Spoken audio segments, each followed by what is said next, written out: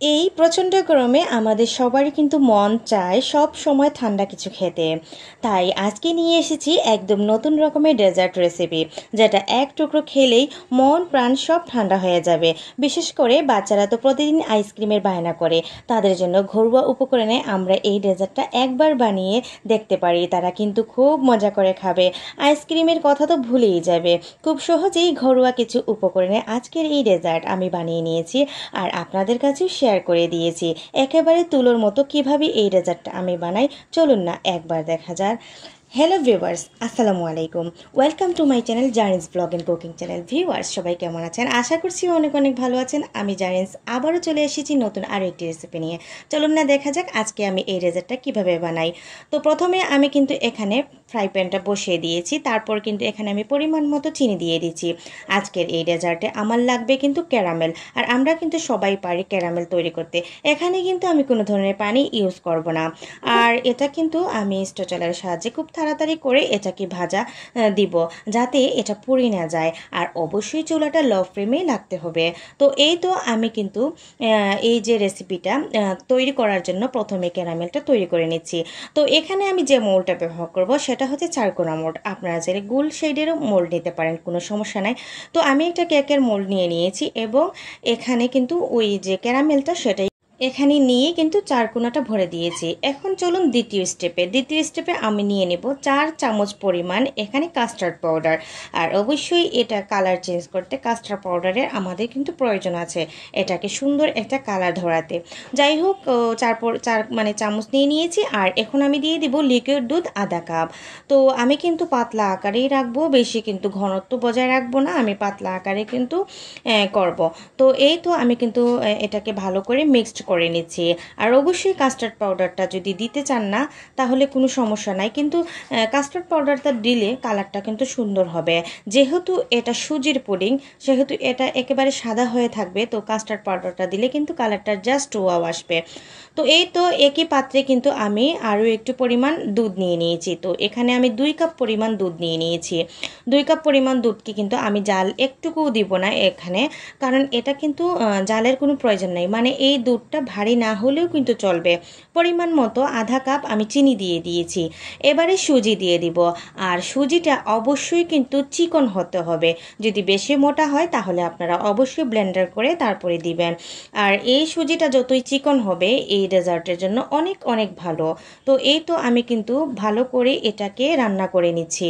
এখন আমি যেটা করব সেটা হচ্ছে আমার যে কাস্টার্ডের যে মিশ্রণটা এখানে আমি ঢেলে দিব। আর তখনই দেখতে পারবেন তার কালারটা, তার মেইন লুকটা কতটুকু সুন্দর হয়েছে। তো ভিউয়ার্স, আজকের রেসিপিটা যদি ভালো লাগে অবশ্যই লাইক, কমেন্ট, শেয়ার এবং সাবস্ক্রাইব করে আপনারা আমার পাশে থেকে যেতে পারেন। আমার ভিডিও ভালো লাগে বিধায় কিন্তু আমার আপুরা ভাইয়ারা কিন্তু আমাকে অনেক সুন্দর সুন্দর কমেন্ট করেন, আমাকে অনেক উৎসাহ জাগান। আর আমি কিন্তু অনেক উৎসাহিত হয়েই ভিডিও বানাই। থ্যাংক ইউ সো মাচ আমার আপু এবং ভাইয়ারা। তো এই তো ভালো করে কিন্তু আমি এই মিশ্রণটা সুন্দর করে এখানে রান্না করতেছি। আর অবশ্যই দেখতেই পাচ্ছেন এটার কালার জাস্ট ওয়াও এসেছে। এখন আমি যে মোল্ডে ক্যারামেল নিয়েছিলাম ওইটা ঠান্ডা হওয়ার পরেই কিন্তু এখানে আমি সুন্দর করে সেট করে দিচ্ছি সুজির এই মিশ্রণটা কিন্তু সুন্দর করে সেট করতে হবে। এবারে কিন্তু আমি 20 থেকে 25 মিনিটের জন্য এটাকে সিদ্ধ করব। তো এই তো আমি কিন্তু এখানে পানিটা পরিমাণ মতো নিয়ে নিয়েছি আর মোল্ডটা বসিয়ে নিয়েছি এবং আমি এখন ঢাকনা দিয়ে ঢেকে দিব। ভিউয়ার্স, বিশ্বাস করেন এটা ঢাকনা দিয়ে যে আমি দিয়েছি এতটুকু পানি এটার ভিতরে ঢুকে নাই। আর খুব সুন্দর 25 মিনিট এটাকে আমি কম আগুন দিয়ে কিন্তু রান্না করেছি। তো ভিউয়ার্স, দেখতে পাচ্ছেন হয়ে গিয়েছে। আমি একটা চিংড়া দিয়ে দেখে নিয়েছি। এরকম কাঠি দিয়ে যদি আপনার দেখেন একটুখানি লেগে আছে তাহলেও কোনো সমস্যা হবে না, কারণ এটা সেট হলে ঠিক হয়ে যাবে ঠান্ডা হওয়ার পরে। তো ভিউয়ার্স, এখন আমি যেটা করব, এখন আমি আধা ঘন্টার জন্য ডিপ ফ্রিজে রেখে দিব। ঠিক 10 থেকে 15 মিনিট ডিপ ফ্রিজে রাখলেও এটা ঠান্ডা হয়ে যাবে। আর ঠিক 10 থেকে 15 মিনিট পরে কিন্তু আমি মোলটা বের করে নিয়েছি এবং এখন পরিবেশনার পালা। তো আমি 4টা কোনায় কিন্তু নাইফের সাহায্যে কেটে নিচ্ছি। তো ভিউয়ার্স, এটা কিন্তু প্রত্যেকটা পুডিংয়ের জন্যই করতে হয়।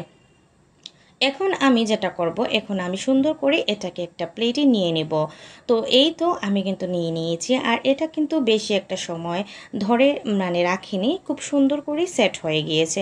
আর এই তো দেখতেই পাচ্ছেন খুব ইজিলি আমার আজকে সুজির এই পুডিংটা সুন্দর সেট হয়ে গিয়েছে এবং সুন্দর কিন্তু প্লেটে পড়ে গিয়েছে।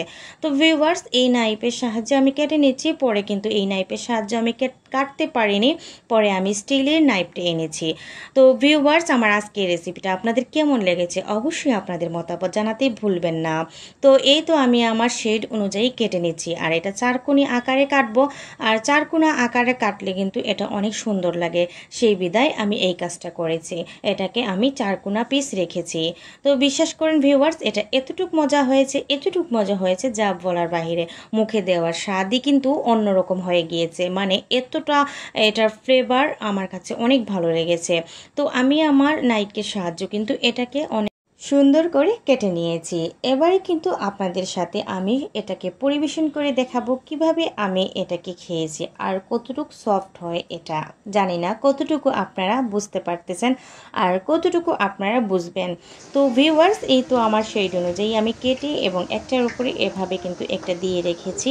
জাস্ট ওয়াও, সুন্দর লাগতেছে আর অনেক ভালো লেগেছে। সত্যি বলছি, যেটা আমি বানিয়েছি এটা যে আমার খারাপ হয়েছে সত্যি না, ভীষণ ভীষণ ভালো লেগেছে।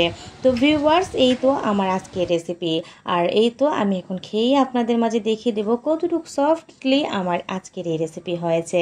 ভিউয়ার্স, আমার আজকের রেসিপিটা যদি অবশ্যই ভালো লাগে অবশ্যই লাইক কমেন্ট শেয়ার চাই। আর আপনাদের অসংখ্য ধন্যবাদ যারা কষ্ট করে আমার ভিডিওগুলো দেখে দেন। অসংখ্য ধন্যবাদ আমার আপু এবং ভাইয়েরা, সবার জন্য দোয়া এবং ভালোবাসা। তো আজকের মতো এ পর্যন্তই, নতুন ভিডিও নিয়ে অবশ্যই হাজির হব। সে অবধি সবাই ভালো থাকবেন, সুস্থ থাকবেন। থ্যাংকস ফর ওয়াচিং অ্যান্ড আসসালামু আলাইকুম।